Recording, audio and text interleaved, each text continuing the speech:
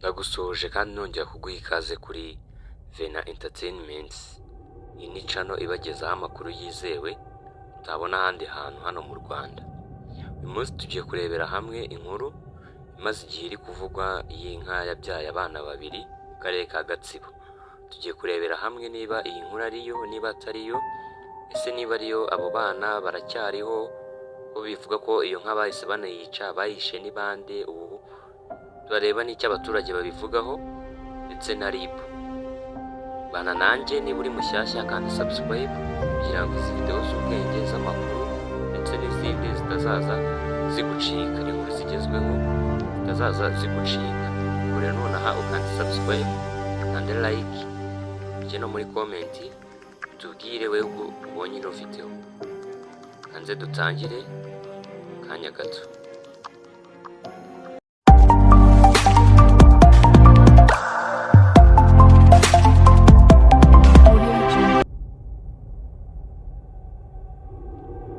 Nongere ngo ikaze twagiye. Mbere na mbere hari inkuru imaze igihe iri kuvugwa y'inka by'abana babiri mu karere ka Gatsibo, ahantu hazwi Karambi, umurenge wa Ngarama. Iyi nkuru yaciye ibintu kugeza ubwo nanjye mfashe icyemezo cyo kujya mu karere ka Gatsibo guhigayo ino nkuru ngo menye ibintu biri kuvugwayo niba ari ukuri. Negereye abaturage ndabaganiriza, babaza ikintu cyose icyo ari cyo cyose cyihishe biriya bintu byose niba ari byo cyangwa atari byo. Ubwo nari ndi kujyayo nabo bagiye ariko mu muhanda nyine nabonaga ibintu bimeze n'ubundi uko bisanzwe, mbona nta kibazo gihari.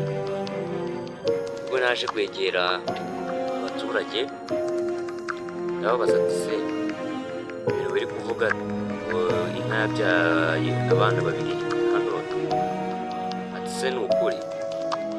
Umuturage yambwiye ati ibyo bintu bari kuvuga ntabwo ari byo. Yambwiye ati ibyo ni amabeshyo, ntabwo mwegeze ibyara umuntu hano Karambi cyangwa se muri Gatsibo. Sinashize amakenga kuko uwo yari umuturage wa mbere, yagize ngo ni kwa kundi abaturage wenda bataba bafite amakuru.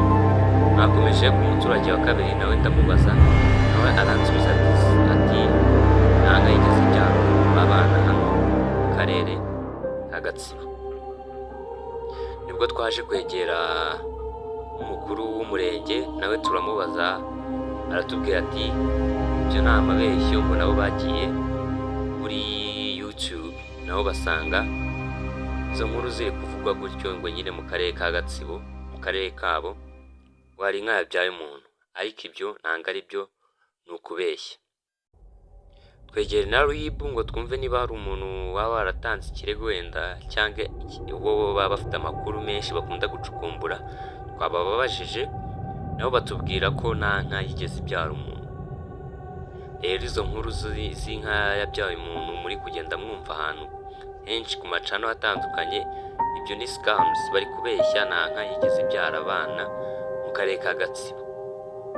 Ibyo bari kubabeshya, bari kubatuburira. Njyewe twiganiriye n'abaturage baratubwira ati nta nka yigeze ibyara umuntu mu karere kacu.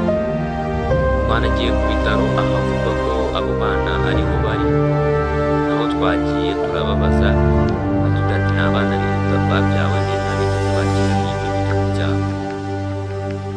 Ko batubwiye ubwo rero urumva mwirinde, ari amakuru bari kugenda bavuga ngo inka yabyaye umuntu, sori ngo yabyaye abana babiri, ngo kandi ngo imaze kubabyara ngo bahise bayibaga. Ibyo ni amabeshyo, abo ni abasigama baba bari kwishakira views.